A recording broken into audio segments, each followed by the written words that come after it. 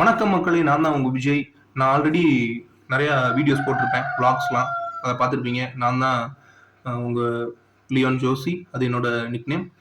ஆக்சுவலாக என்னோட பேர் நோயல் விஜய். இன்னையிலேருந்து ஒரு நியூ அச்சீவ்மெண்ட் ஒன்று என்னன்னா, இப்போலேருந்து மூவி ரிவ்யூ ஒன்று பண்ண போகிறோம்.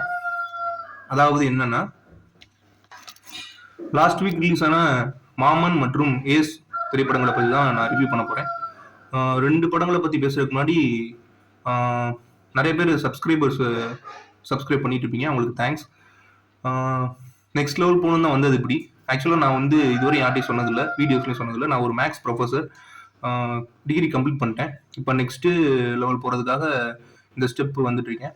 நிறையா டீச்சர்ஸும் ப்ரொஃபஸர்ஸும் எவ்வளோ ஒர்க் பண்ணாலும் பே ஸ்கேல் கம்மியாக தராங்க. அதனால தான் நிறையா பேர் டீச்சிங் ஜாப்பை விட்டுட்டு வேறு பிஸ்னஸ் பண்ண போயிடுறாங்க.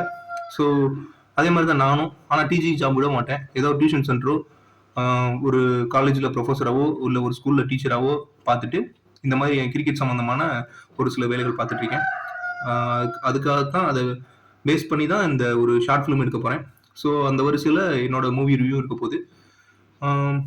அதிகம் பேச வரும்போது ஸ்ட்ரெயிட்டாக ரிவ்யூ போயிடுறேன். ஃபஸ்ட்டு மாமன் படம். அதாவது இந்த படத்தில் எல்லாருமே வாழ்ந்துருக்காங்கன்னு சொல்லலாம்.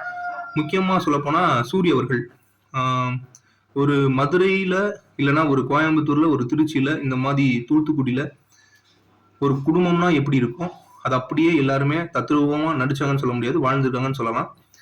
என்ன ஒன்றுனா, இந்த ஜென்ரேஷன்லேயும் சொந்தத்துக்குள்ளேயே கல்யாணம் பண்ணி கொடுக்குறது அது வந்து மாறிடுச்சு. இப்போ நிறைய பேர் வெளியூர், வெளி மாநிலம், வெளிநாட்டெல்லாம் பொண்ணு எடுக்க ஆரம்பிச்சிட்டாங்க. அதே மாதிரி இப்போ படிச்சுட்டு இருக்க பசங்களுமே சொந்தமாக ஏர்ன் பண்ணி நெக்ஸ்ட் லெவல் போயிட்டு இருக்காங்க. இந்த மாதிரி இருக்க ஒரு ஜென்ரேஷன்ல இந்த மாதிரி ஒரு படம் அவசியமானு கேட்டா என்னை பொறுத்தவரையும் தேவையில்லை. சிம்பிளா சொல்ல போனா, ஃபேமிலியா போனீங்கன்னா நல்ல படம். ஒரு யங் ஜென்ரேஷன் போனீங்கன்னா பசங்களோடயோ இல்லை கேர்ள் ஃப்ரெண்ட்ஸோட போனீங்கன்னா தூங்கிடுவீங்க. ஆக்சுவலாக நானே தூங்கிட்டேன். இதுதான் ரியாலிட்டி. ஜென்ரேஷன் மாறிச்சுன்னா நம்ம அதுக்கேற்றப்பல படம் எடுக்கணும். ஒன்று. செகண்டு, ஏஸ் இந்த படமும் நல்லா தான் இருந்துச்சு. எப்பயுமே விஜய் சேதுபதி அவர்களும் யோகி பாபு அவர்களும் சேர்ந்து நடிக்கிற எல்லா படமே ஹிட்டு தான். ஆண்டவன் கட்டளை இந்த மாதிரி வரிசையில், ராம் திலக், அப்புறம் அவங்க ஃப்ரெண்ட்ஸ் வச்சு எடுக்கிற எல்லா படமும் ஹிட்டு தான். இந்த படத்தை பொறுத்தவரை எப்படின்னா, நல்லா இருக்கு, கொஞ்சம் எங்கேஜிங்காக இருக்கு. ஆனால் என்ன ஒன்று, ஹாலிவுட் ஸ்டைலில் எடுக்கிறேன்ற பேரில் நிறையா படத்தை மிக்ஸ் பண்ணியிருக்காங்க.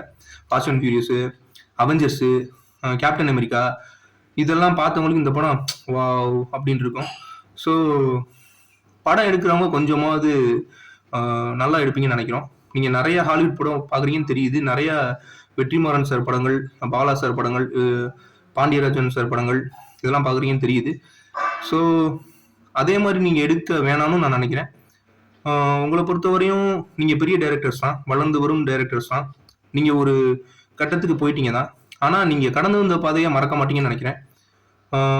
நீங்கள் எப்படி ஷார்ட் ஃபிலிமில் ஸ்டார்ட் பண்ணீங்க, உங்களுக்கு யாரெல்லாம் ஹெல்ப் பண்ணா, உங்க கூட யாரெல்லாம் ஃப்ரெண்ட்ஸ் இருந்தா, அவங்க வந்து இப்போ அவங்க எந்த நிலைமையில் இருக்காங்க, நீங்கள் எந்த நிலைமையில் இருக்கீங்க, அதெல்லாம் யோசிச்சு பாருங்க. உங்கள் கூட படித்த கிளாஸ்மேட்ஸ் உங்களுக்கு எவ்வளோ உதவி இருக்காங்க, நீங்கள் அவங்களுக்கு எந்த லெவலில் உதவி இருக்கீங்க அப்படின்னு சொல்லிட்டு அவங்கள்ட்ட கால் பண்ணி பேசுங்க. அவங்க எந்த நிலைமையில் இருக்காங்கன்னு பேசுங்க. ஸோ இவ்வளோ தான் என்னோட ரிவ்யூ. இந்த 2 படத்தோட ரிவ்யூ இவ்வளோ தான். இது கூட இன்னொரு படமும் வந்துச்சு. அதாவது என்ன படம்னா, டிடி ரிட்டர்ன்ஸ், சந்தானம் படம். அது என்னன்னா, அவங்களே சொல்கிறாங்க இது நல்ல படம் அப்படின்னு ப்ரொமோட் பண்ணுறாங்க. அதாவது நல்லா தான் இருக்குது, பேசினதே தான் திருப்பி பேசுகிறாங்க. பேய் வருது, அதை துரத்துறாரு, ஒரு ஹீரோ ஒன்று எல்லாத்தையும் குடும்பத்தை காப்பாற்று, ஓகே தான். ஆனால் இன்னும் கொஞ்சம் அப்டேட் பண்ணால் நல்லாயிருக்கும். கிளைமேக்ஸ்லாம் எதிர்பார்க்காத நல்ல ட்விஸ்ட்டு தான். இருந்தாலும் அவங்க படத்தை அவங்களே விமர்சிச்சுக்கிறது எந்த விதத்தில் இதுன்னு தெரியல. அதே மாதிரி ரிவ்யூவர்ஸை கொஞ்சம் தரக்குறைவாக பேசியிருக்காங்க. ஒரு படம் எப்படி போய் சேருன்றது மெயினே ரிவ்யூவர்ஸ் தான். ஸோ அவங்கள கொஞ்சமாக ரெஸ்பெக்ட் பண்ணணும். அப்போனா திருப்பி அவங்களுக்கு ரெஸ்பெக்ட் கொடுப்பாங்க. அவங்க காசுக்காக வேலை பார்த்தாலுமே அவங்க சொல்கிறத பொறுத்து தான் ஆடியன்ஸ் படத்துக்கு வராங்க. ஸோ ஒரு படத்தில் நடிக்கிறவங்க, ஒரு இயக்குனராக இருக்கட்டும், ஒரு தயாரிப்பாளராக இருக்கட்டும், ஒரு நடிகராக இருக்கட்டும், ஒரு காமெடியனாக இருக்கட்டும், எல்லாரும் ஒரு சக மனுஷனாக பாருங்கள். பெரிய ஆளாக நீங்கள் பார்த்தீங்கன்னா உங்களுக்கு மேலே பெரிய ஆட்கள் இருக்காங்க.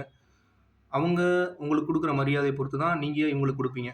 ஸோ எந்த ஒரு பெரிய இடத்துக்கு போனாலும் உங்களை தூக்கிட்டவங்களையும் உங்களுக்கு சப்போர்ட் பண்ணுறவங்களும் எப்போயுமே சப்போர்ட் பண்ணுங்கள். என்னதான் பக்கத்தில் இருக்க மனுஷங்களை பார்க்காம நீங்கள் எத்தனை தெய்வத்திட்ட போனாலும் அது பிரயோஜனம் இல்லை. உங்களுக்கு கீழே இருக்க ஒரு மனிதர்களை உயர்த்தி விடுங்க. ஒருத்தவங்க சாப்பிடலன்னா அவங்களுக்கு சாப்பாடு வாங்கி கொடுங்க. இதெல்லாம் பண்ணாமல் நீங்கள் ஒரு காணிக்கையாக போய் எவ்வளோ பணம் போட்டாலும் அது வேஸ்ட் தான் நினைக்கிறேன். நல்லா இருப்போம், நல்லதே நினைப்போம். எண்ணம் போல் வாழ்க்கை. நன்றி.